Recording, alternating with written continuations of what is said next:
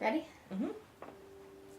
Tony was 2.5 years old, and he started complaining that his belly hurt every time he ate. So we drove down to the hospital thinking we were just going for an ultrasound. They called a family meeting, and my husband and I and a team of doctors and nurses were brought into a conference room. And we tell the story often that we knew we were in trouble when the nurses kind of walked into the room and put a box of tissues on the table in front of us. And we were told that night that Tony was diagnosed with cancer. We only had a 30% chance of successfully treating him. You're so caught up in the immediacy of what needs to get done that you really don't stop and think about what does this really mean. We felt like we had the biggest job on earth. My first thought, honestly, was I don't think I can do this.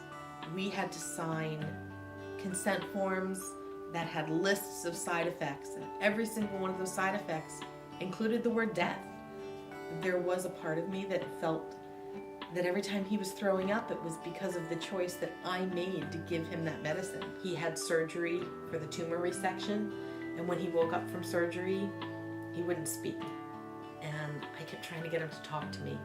And I could just see his eyes, he was scared of something, but he wouldn't say what. And finally, out of, I don't even know where it came from, I said to him, Tony, do you think that you did something wrong and that we're punishing you? And he nodded yes, and a little tear rolled down his eye. As a mom, you promise to protect your child from anything. I couldn't protect him from this. And to be honest, I couldn't find it in my heart to shop for his birthday because I didn't know if we were going to have him for his 3rd birthday. So tell me a little bit about your mom. What's she like? Well, she's the loving and I would say caring type. You want to go first? Like, The first time they told us that he was cancer-free was about 7 months after diagnosis. He is what they call NED, no evidence of disease. When we first got that all clear sign, then all of a sudden you kind of let go your breath that you were holding. You can't ask a mom to give up hope. It's just not something we know how to do, especially when it's our children. Really, I think it's just, again, being a happy family and being in the moment. I always have a camera with me, so we used the camera a lot. We took pictures whenever we felt good. We took pictures with doctors and nurses.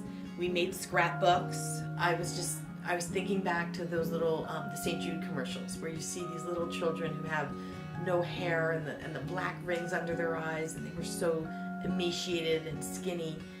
I never actually thought that Tony looked that bad until 2 years, 3 years later, when I'd look back at photographs and I'd say, oh, he looked horrible. I just didn't see it. It was an unexpected surgery, and we wound up spending 3 days in the hospital together. and we're going to the playroom there and you're just sitting on the computer while I'm looking around. I get angry that people look at him and they say, oh, he looks healthy and he looks great and this is behind you.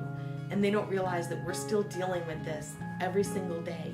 There's still times where I see him struggle with a child in school, maybe because they're teasing him because he's tiny. And I often wonder who he would have been if he didn't have this treatment.